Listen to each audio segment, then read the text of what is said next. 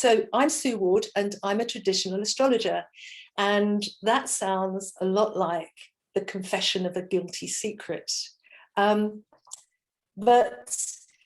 I've been studying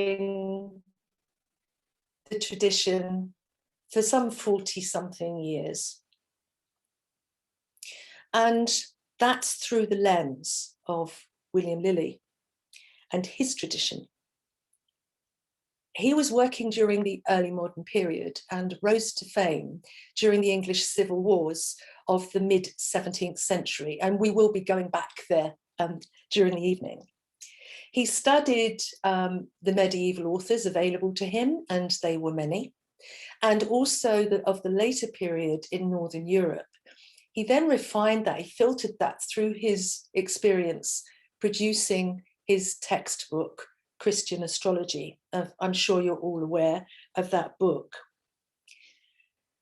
And that is what I mean by the tradition. The tradition as it stood in the early modern period. Now, this lecture precedes 2 workshops which begin next Saturday. For those of you interested in finding out a little bit more about how the tradition applies to the horary chart. And those themselves are to be samples for the traditional horary course, my course, which has been running since 1993. And finally, it's going online as classes in the autumn.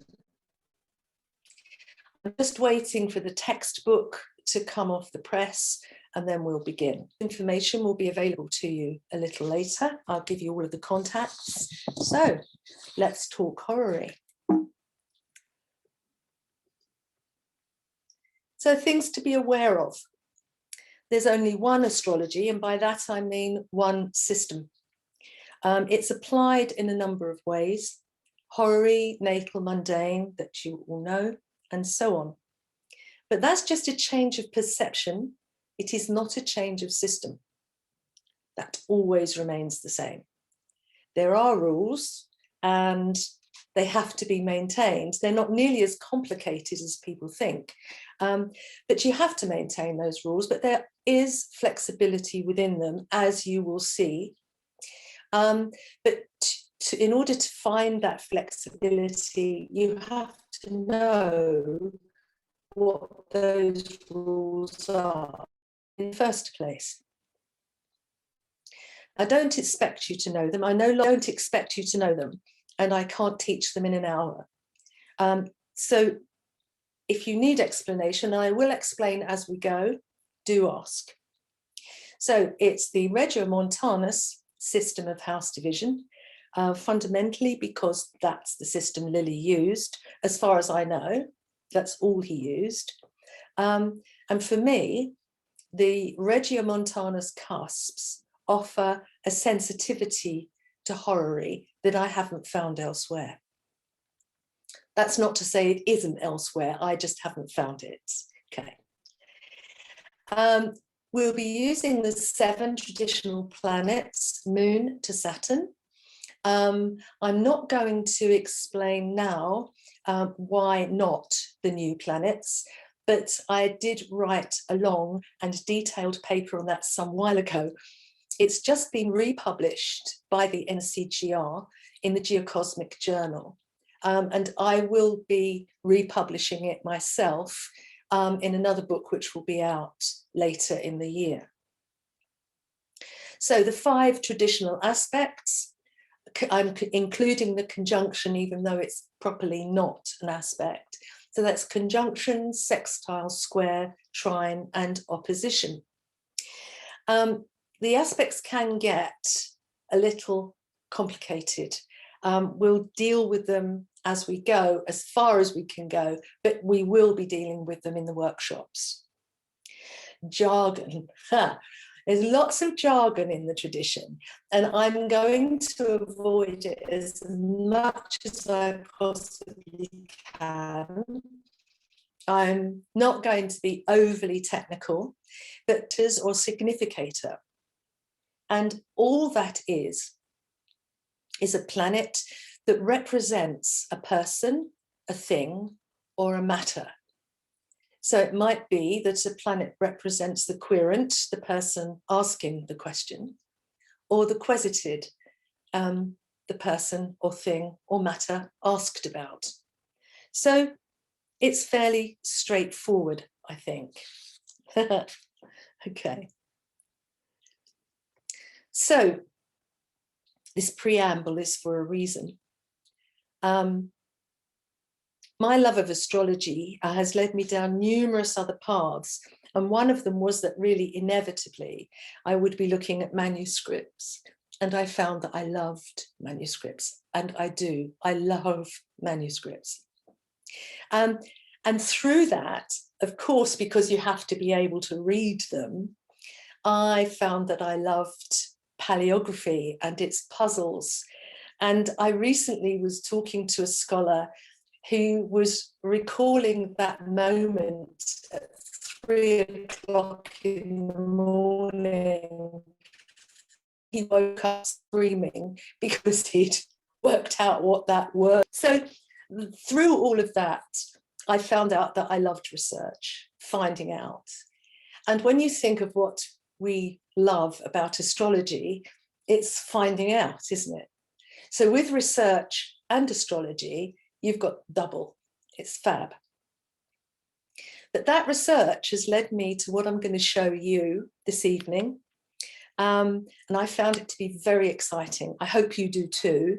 One of the reasons for my excitement is that I've studied now over 200 of Lilly's everyday charts.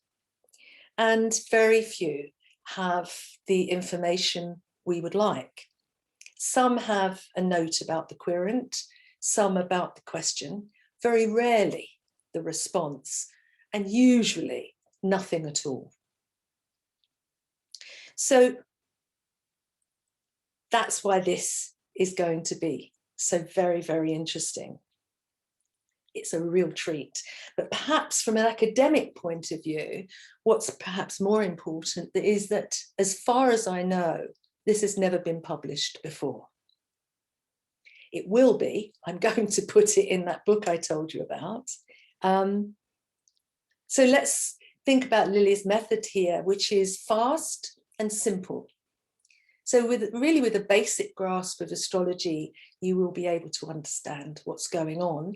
It certainly isn't complicated. And that's fundamentally because of the charts that I reviewed. His busiest day was when he had 11 clients. That's 11, okay, clients in one day. And that's with a 4-hour gap in the middle. Sorry, that's a lot of clients. And if you think about it from your own point of view, your doorbell ringing 11 times in a day, that's a lot, isn't it? And I think it seems to me a bit more like a shop, because he had his clients with him at the time. And you will see as we work through this quite how that operates. So what I found very instructive here was the layering of signification. And students often struggle with this, thinking that a planet can only be one thing. No, it can be many things all at the same time. And we'll be looking at that. So you might find this evening that your universe moves ever so slightly to the left. So fasten your seatbelts. I'm going to show you the chart first without any other information. And this is so that you orientate yourselves, find out where everything is in the chart, okay? And those of you coming through the modern school will almost certainly start looking for aspects immediately. And I would rather you weren't distracted in that way, okay? So here we go. So this is the original chart on the left, and that is how it looks. That is a good representation of what I was working with. Okay, it's from 1648. And I've redrawn it in a more familiar style, so I hope that makes it easier for you. That will appear on every slide. You might be able to make out in that center square there, you'll see the letters PM associated with the time, and just below that are he's written the moon's aspects, and this he does almost invariably. And what that reads is A square Mars in square Sun add sextile Jupiter. So from the square of Mars in square with the Sun to the sextile of Jupiter. We'll look at these in more detail as we go, but there are some unusual points there to be raised. Also notice just below that square, the part of fortune has been underscored. That we'll be returning to that later. Now, I've always been a firm advocate of one question to one chart. I think I might have a wobbly connection. So one question, one chart. I mean, obviously the primary question might have subsidiaries, you know, when, where, who, those kinds of things, but the one primary question. Okay, so from the sublime to the ridiculous. Here it is in the full page so that you can use the aspect grid below to locate your aspects should you want to. You will see from the title that this is a horary for 7 questions. I am not joking, that is not a mistake. Sorry, I heard someone then, can you make sure you're muted? Yes, it is a shock. And each of these questions is separate and different. There are a couple that are connected, and of course they're all connected because there's one querent. 7 questions. And fortunately, he's given the answer to all of them, or nearly all of them. So let's start with the first question. If purging the one sick will succeed.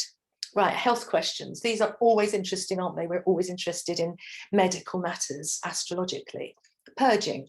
This was a medical treatment that was to rid the body of an excess humour or a bad humour. The 4 bodily humours, of course, had been used in medicine, medical treatment from antiquity, really Hippocrates and Galen, for example, through to more or less the 19th century, and indeed some homeopaths were using the system of the 4 bodily humours for some considerable period of time after that. Now, the 4 bodily humours, I can't teach that here now, I'm afraid, but it's associated, they are associated with the temperament in the nativity, and later in the year I'll be offering you some workshop how to apply it and to do with your physical appearance and so on. Purging. So this, I believe, is the purging done by vomiting, enforcing a vomit to expel that humour. There are other ways of doing it. Bleeding is the well-known one. Cupping is another. And if you've been watching the Olympics, the swimming at the Olympics, you will have noticed some swimmers, particularly the men, with brown circular marks on their shoulders and arms and backs. That is cupping. So they're still using it now. And it's written about, you can look it up. So if purging of the one sick will succeed, obviously a question we would all want to know. The medical treatment is going to do it.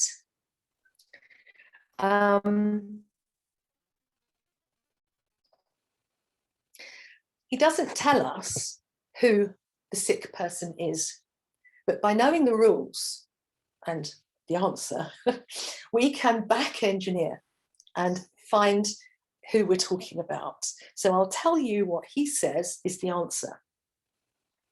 He says, yes, that is, the treatment will succeed because, he says, Jupiter is retrograde and Mercury applies to opposition Jupiter.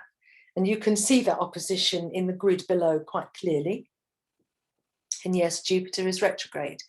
Now, in health matters, medical matters, we need the first house for health and the patient, and the sixth house for illness. This is invariable. We don't know who the patient is, but presumably Lilly is talking Mercury and Jupiter. Well, we can make that assumption because we've got nothing to lose, have we? We can experiment. So if we take that as our significators, Mercury and Jupiter, let's see if we can find out who the sick person is. And we can start at the top there with Gemini on the 11th cusp for the friend. And to be able to find out if the friend is the sick person, we have to find their sixth house. So we use the 11th cusp as 1, and then count round 1, 2, 3, fourth house with Libra on the cusp. So that's Venus. So that's no use to us. So we come round in the order of the signs to Virgo. The second house doesn't apply to anybody, but the third house does, doesn't it? The third house of siblings, brothers and sisters, and the wider family, kindred. So let's have a look at that. So we count round as before, using that third cusp as number 1, 1, 2, 3, 4, 5, 6, and we come to the radical 8th house with Pisces on the cusp. Jupiter rules. And Mercury is in that house. So it's a fairly educated assumption that the sick person is a brother or sister of the querents. Okay? And Jupiter retrograde. So why does he think that is useful? Well, Jupiter rules the liver. So we might assume that there is a digestive issue here, a toxic issue. The body, perhaps the liver, isn't working quite as well as it should. And so the toxins have got to be released in some other way, which perhaps is the idea of vomiting. Now, it's retrograde, and so it's going back. And that is what happens when you vomit. You bring it back. So maybe that was what he was looking at. The opposition between the two, you'll notice Mercury moving this way along the grid. That's a mutual application, and mutual applications indicate sudden and unexpected events. Now, although this treatment will not be unexpected, I think the vomiting convulsion could well be explained by that mutual application. Now, the opposition is a separative aspect. It separates people from people and people from things. So perhaps here, the opposition is separating the patient from the illness, at least from the bad humor that has been making him or her ill. Okay? So let's move on to our next question. Travel, family. If the querent son will come. Now, we are talking about 1648. Travel really before the internal combustion engine was uncomfortable, to say the least. Slow, tedious. But at this time, in the previous June, that's of 1647, the First Civil War had ended and King Charles had been captured. The parliamentary forces had been idling away, waiting to be paid. So there was a problem here. Unpaid soldiers need to be fed and to be housed. So they will do whatever they need to do to achieve that. So they can become quite dangerous. In February, the Second Civil War had begun, and insurrections had arisen in Wales, parts of England, and a little later the Scots joined in for the king. So traveling now was not just uncomfortable, it was downright dangerous. So if the querent's son will come. Now, in the manuscript, there are two other words following this, words that I can read, but they don't make any sense.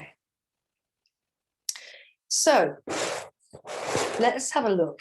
The internet connection is unstable again. I'm sorry if you're having a problem. I do have a weak connection here. So let's see what Lilly says. He says, yes, so yes, he will come, yet with difficulty, because the moon is in square to Mars.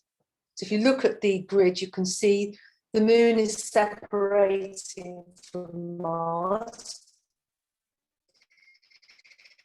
the square. Mars is armed forces, weapons, that kind of thing. So he's tangled up in that.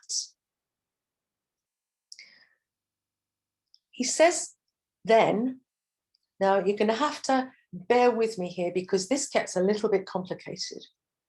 He then says that afterwards, but after, it applied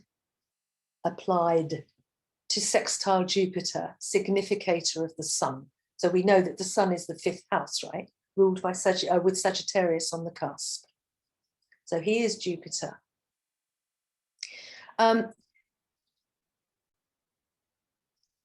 It's far too far away for that to be an application in operation now. Because in the tradition, the orbs belong to the planets, not the aspect. And each orb is slightly different depending on the planet. And so if you don't understand that principle, you just have to take my word for it, that there is no application going on.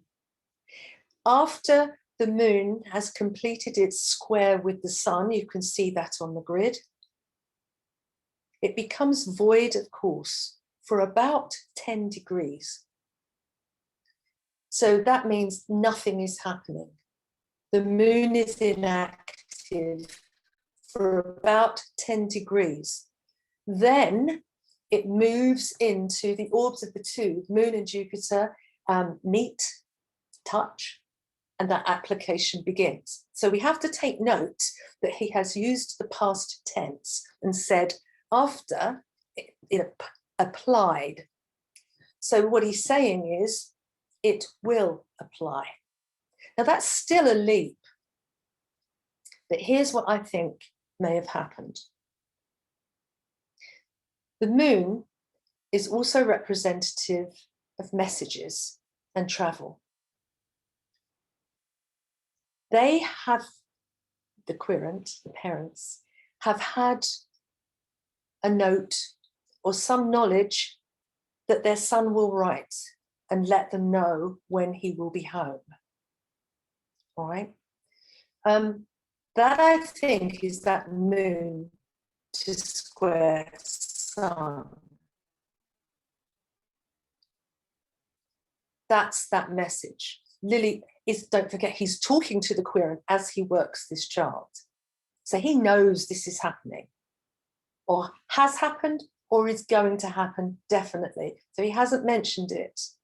But what happens then is that for 10 degrees, they hear nothing, because that's what void of course can mean, no news. Now think how worried they would be. The sun has said, I'm coming home. Then they hear nothing, and he doesn't arrive. Now, what I think Lilly is saying here to them is that, no, you won't hear anything until he actually arrives. You won't hear any more. So he's reassuring them. That's what I think. I mean, obviously, this is supposition, but it's reasonable. And we can do this, can't we? We've got nothing to lose. The other thing to notice here is Jupiter, yes, is retrograde, the ruler of the 5th house. And when we go home, even when we have one of our own, we will often say, I'm going back home. Yes? And there, Jupiter is going back. So there's another argument for him going home. I'm going to just see if anybody has any questions so far. I'm just going to scroll through you to see if anyone's got their hand up. Quite sure, okay. Because I don't want you to struggle unnecessarily. I'm having to scroll quite a long way. No, we're all okay. Right, so next. Here's an interesting one. What a puzzle. Oh, this is exciting.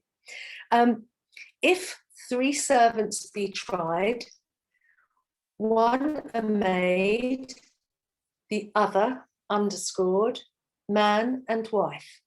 Can you bear in mind, this is not my bad spelling or bad grammar. I have transcribed these questions exactly. Okay. So if 3 servants be tried, you try someone in a trial. Okay, this is a court of law, quite often criminal proceedings. So why would they be tried? We have no idea, do we? One a maid, the other man and wife. Okay, so let's look at the chart and identify these people first. So the 6th house rules employees, signifies, I should say, employees. It has Capricorn on the cusp. I can't see that side because you're all on that side of the chart on my screen, so I have to look away.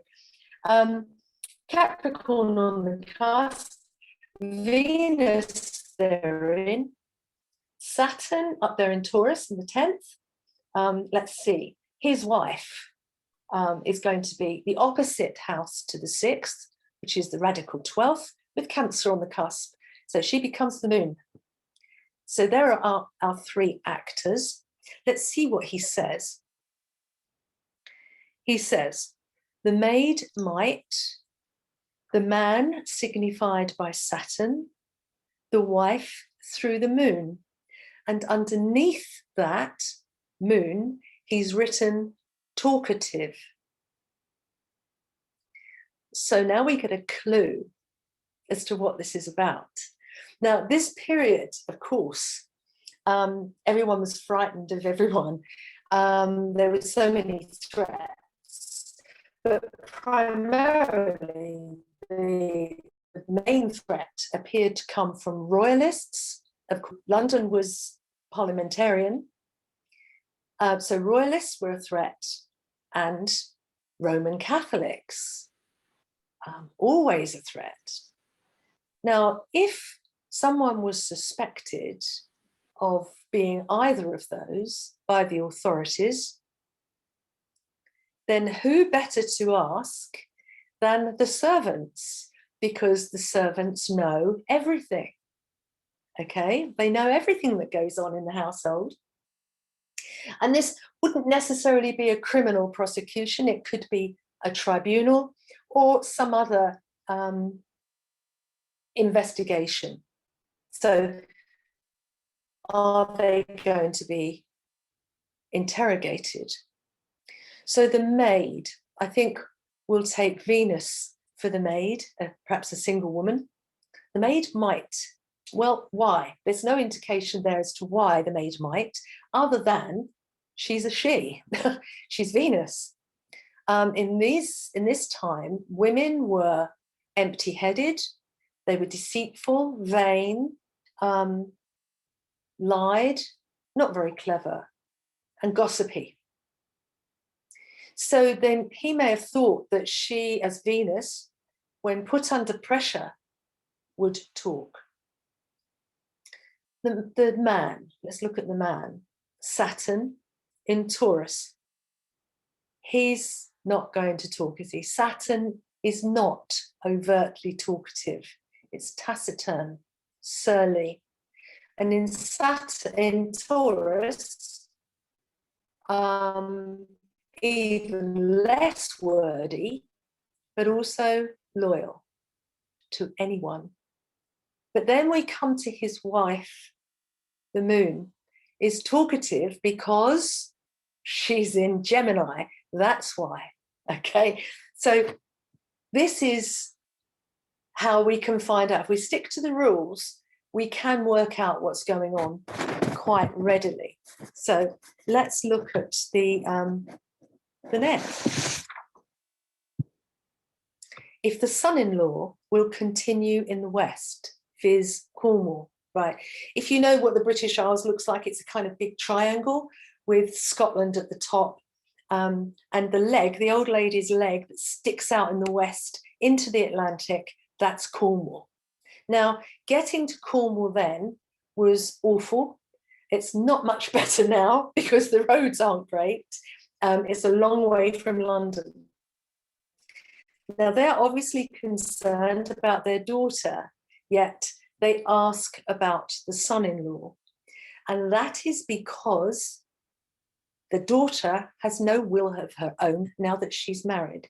If he stays, she stays. If he goes, she goes. So there's no point in asking about her. They ask about the son-in-law. So we come back to the 5th house for the daughter, Sagittarius on the cusp, with her opposite house, her 7th for her husband. That is the radical 11th, with Gemini on the cusp. Now, the signs don't signify an awful lot, really. But one of the things they do signify, a compass to signify the West in all cases.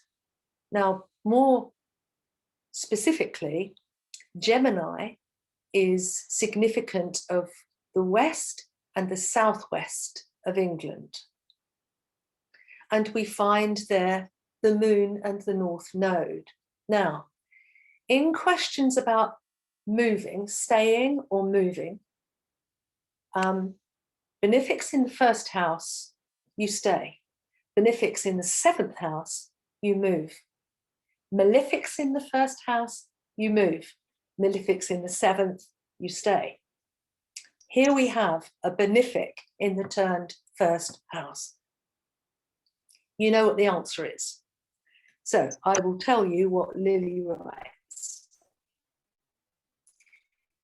Moon in Gemini, North Node in Gemini. He will stay. So you were right. If have content, son live with them, or if the querent's father will go. If have content, that's what they want to happen. The connection keeps going wobbly, I'm sorry. If have content, they want their son to come and live with them. Now, if this is a family house, you know, family estate, which I think it was, the father would be the head of the household until he died and handed it over, bequeathed it to his eldest son. So the chances of his going are slim. So This is a common situation, fairly common situation in the civil wars, because it did divide families. And these two people cannot be under the same roof at the same time. And in the civil wars, you might find brother against brother on the battlefield. It was absolutely awful. But he doesn't answer this question. And it's the only one he doesn't answer. And I think it's because of this one. If the father's ending will follow. Now, I put that into square brackets because I'm not absolutely confident of that word. It's a Latin abbreviation. Get that these practice books were never meant to be viewed. They were never meant to be made public. So he's not going to make it easy for me. But I think it is pro sequor. I think it means follow. So if the father's ending will follow what? So it's in this one that I think the part of fortune comes into its own. And we see it there in the 4th house of the father. It's in Scorpio. So it's disposited by Mars. And Mars is up there in the 8th house of death and inheritances. With the sun, the querent. Okay. And actually, if you look on the grid, you'll see that the moon is translating the light of Mars. Okay. The father is Venus. Venus is in the radical 6th house. I take that he's sick. Now, here's the thing. In both of those significations, those arguments that I've just given you, I've used the radical chart, not the turned chart. And we've been turning the chart throughout. But the radical chart is always significant. It never loses its significance in whichever question you're looking at. Because don't forget that by turning the chart, you are deriving houses from that radical chart. So it never loses its significance. And in fact, you will often find that the two, the turned and the radical, coincide in signification, in meaning, I should say. So we've got the man, the father, in the 6th house. He's in Capricorn, so he's disposited by Saturn. This, I think, makes him elderly because that's what Saturn indicates, age. So I think he's elderly and he's ill.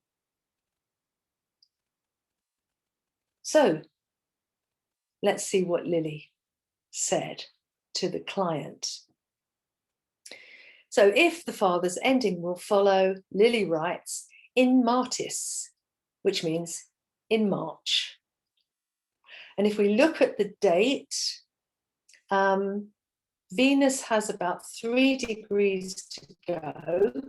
And I should have mentioned that, I hope you noticed it, that late degrees of Venus is indicative of an ending, as late degrees always are, an ending or a change of circumstance, okay? So it's just short of 3 degrees to go. So if we take that as weeks, it takes us to about the 3rd week in March, second or 3rd week in March, when this man will die. And thus the previous question is irrelevant. Okay. So let's move on to the last question. What to do with the steward? I'm assuming it's the querents steward. A steward was a very high-ranking member of staff, very important, and was generally in charge of the whole estate. And the employers went away, he would be in total control.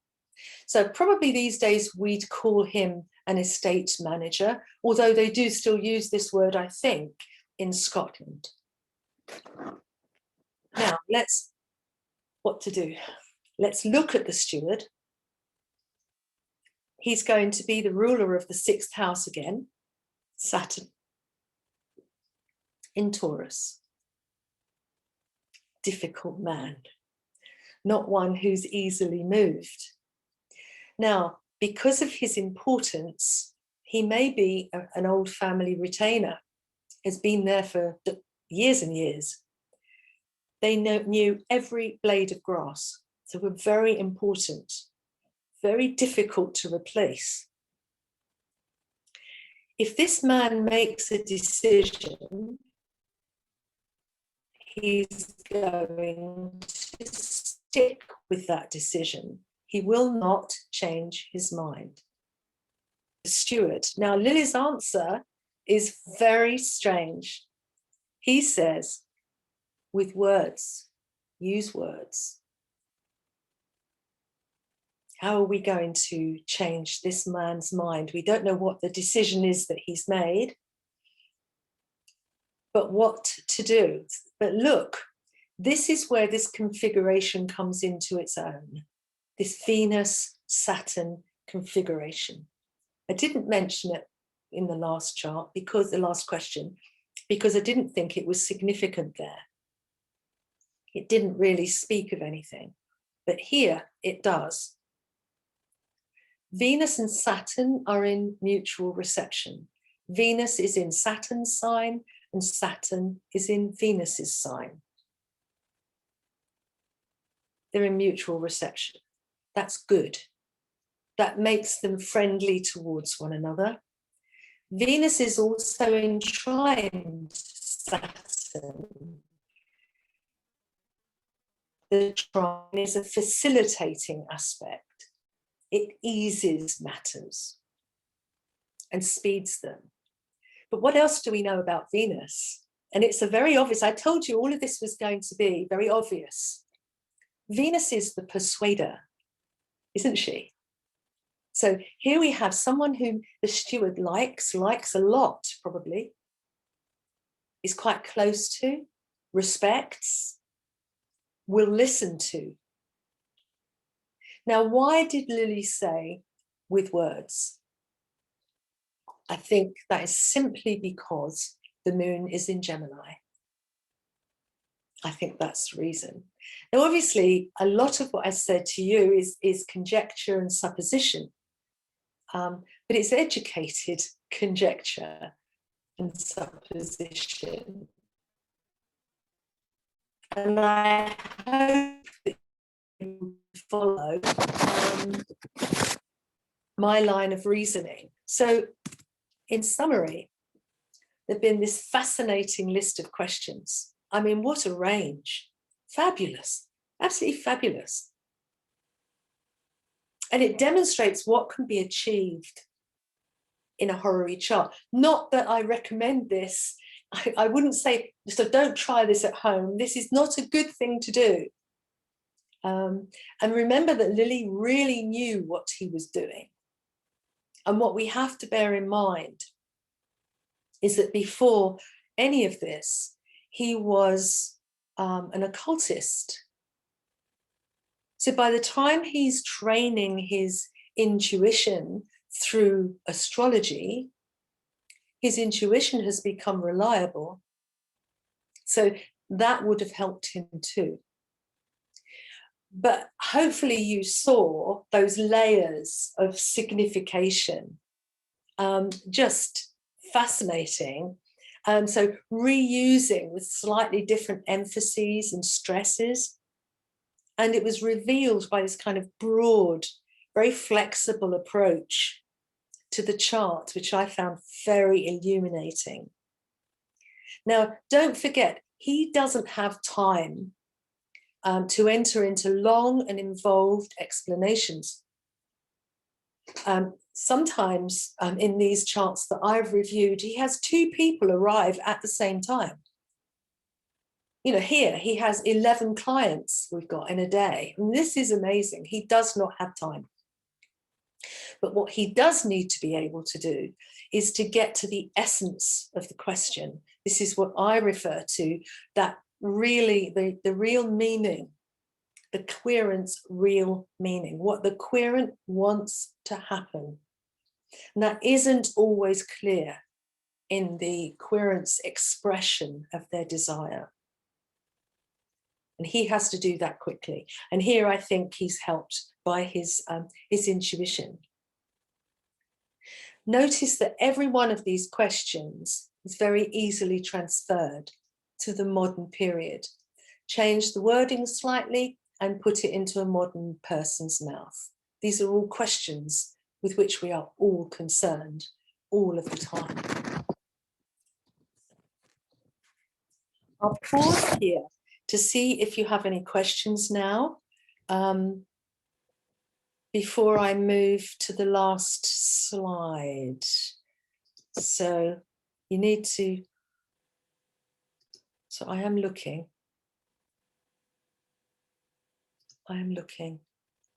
that I don't miss anybody. No, that's fine. Okay, so let's move on to the last slide, which I told you I would give you all of the contacts. The website, this is brand new, you won't find very much there, but that's going now, but it is live, so you can bookmark it. That's going to have all of the announcements and lots of passworded material for students, enrolled students. There's the email address again, Facebook account. This is where I will make announcements, and on my Twitter account too. I do have another Twitter account, but given the insanity of the last few years, that's really gone over to politics. So you might want to avoid it.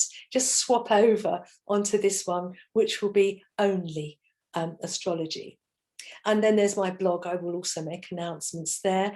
And the YouTube channel, which is where this recording will go. So I've finished. You don't have any questions. So I think it's probably, let me stop sharing. I'm taking this slide down now. I hope everybody's finished. I'm going to stop sharing.